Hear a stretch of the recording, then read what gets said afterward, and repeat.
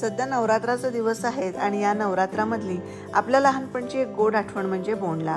भारतामध्ये काही ठिकाणी तो हातगाच तर काही ठिकाणी भुलाबाई या नावाने साजरा केला जातो. मध्ये हत्तीची प्रतिमा ठेवायची, त्याची पूजा करायची आणि मग बोंडल्याच्या काही ठराविक गाण्यांवर म्हणजे एक लिंब झेलूबाई, अक्कण माती चिक्कण माती या गाण्यांवर बायकांनी गोल फेर धरायचा. अमेरिकेमध्ये आम्ही सुद्धा मैत्रिणी मिळून दरवर्षी हा भोंडला साजरा करतो.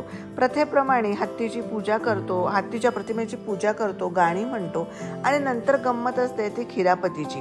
म्हणजे प्रत्येकीने घरनं थोडा थोडा खाऊन यायचा, पण तो काय आणला हे सांगायचं नाही आणि बाकीच्यांनी तो ओळखायचा.